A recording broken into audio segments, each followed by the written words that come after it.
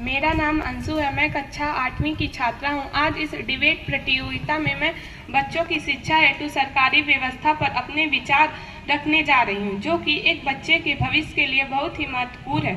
शिक्षा केवल किताबों का ज्ञान नहीं, बल्कि वह शक्ति है जो चरित्र गढ़ती है, विचारों को दिशा देती है और एक बच्चे को राष्ट्र निर्माता बनाती है।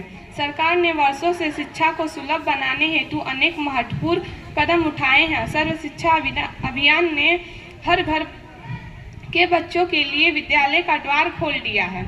जो बच्चा पैसे के कारण स्कूल नहीं जा पाता था, अब वो अभी विद्यालय जा रहा है। साथ ही डिजिटल इंडिया के माध्यम से स्मार्ट क्लास, ई लर्निंग और ऑनलाइन साधनों ने ग्रामीण और शहरी शिक्षा के बीच की खाई कम करने का प्रयास किया है। यह सब व्यवस्थाएं हमारे देश को एक नई ऊंचाई पर ले जाने की क्षमता रखती हैं, लेकिन हर सिक्के के दो पहलू होते हैं। कुछ विद्यालयों में शिक्षकों की कमी है, कुछ विद्यालयों में अनुशासनहीनता है। यह सब शिक्षा की गुणवत्ता को प्रभावित करते हैं।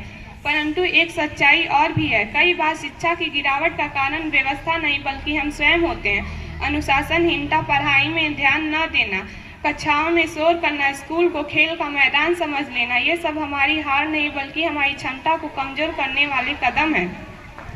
यदि विद्यालयों में अनुशासन, सुरक्षा और नियमित उपस्थिति सुनिश्चित हो तो शिक्षा की गुणवत्ता अपने आप बढ़ती है।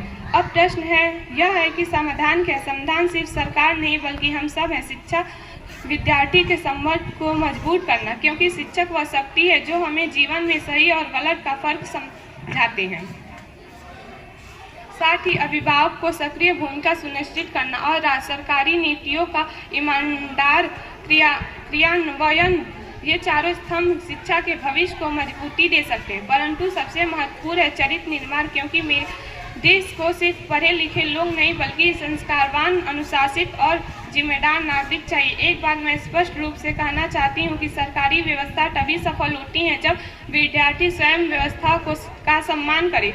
कोई भी योजना तब तक प्रभावी नहीं हो सकती जब तक विद्यार्थी कर्तव्य, अनुशासन और अध्ययन को सर्वोच्च प्राथमिकता न दे।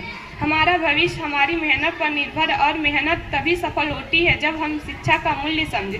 शिक्षा केवल परीक्षा में अंक लाने का साधन नहीं, बल्कि राष्ट्र को नई दिशा देने का अवसर है।